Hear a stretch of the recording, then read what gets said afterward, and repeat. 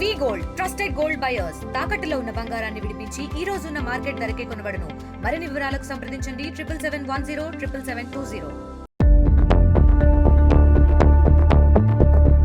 రాజన్న సిరిసిల్ల జిల్లా కలెక్టర్ వివాదాలకు care of address గా మారుతున్నారు. ఉద్యోగంలో చేరినప్పటి నుంచి ఒకదాని తర్వాత మరొకటిగా వరుస వివాదాల్లో చిక్కుకుంటున్నారు. ఈసారి ఏకంగా హైకోర్టు 2 గంటల పాటు కలెక్టర్ ను నిలబెట్టింది. సిరిసిల్ల జిల్లా కలెక్టర్ సందీప్ కుమార్ పై తెలంగాణ హైకోర్టు తీవ్ర ఆగ్రహం వ్యక్తం చేసింది. కోర్టు తీర్పును ధిక్కరించడంతో పాటు అధికార దుర్వినియోగానికి పాల్పడ్డారని మండిపడింది. 2 గంటల పాటు కోర్టులోనే నిల్చోబెట్టింది. మిడ్మారేండు నిర్మాణ సమయంలో ఇల్లు కోల్పోయిన ఓ నిర్వాసితురాలు గతంలో హైకోర్టును ఆశ్రయించింది. తనకు R&R చట్టం ప్రకారం పునరావాసం కల్పించాలని కోరింది. సుదీర్ఘ విచారణ తర్వాత కవితకు పునరావాసం కల్పించాలని 2023లో హైకోర్టు తీర్పునిచ్చింది. కోర్టు తీర్పు మేరకు తనకు పునరావాసం కల్పించాలని నిర్వాసితురాలు సిరిసిల్ల జిల్లా కలెక్టర్ను కోరింది.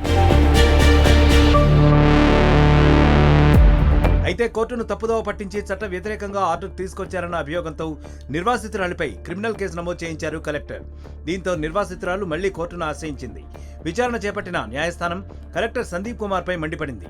ఇలా ఎందుకు చేశారంటూ నిలదీసింది. ఇదే తీరును కొనసాగిస్తే జైలుకు పంపాల్సి వస్తుందని హెచ్చరించింది.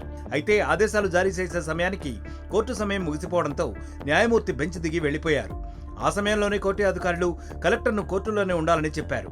దీంతో సుమారు 2 గంటల పాటు కలెక్టర్ కోర్టు హాల్లోనే నిల్చునే ఉన్నారు. గతంలోనే కలెక్టర్ సందీప్ అనేక వివాదాల్లో చిక్కుకున్నారు.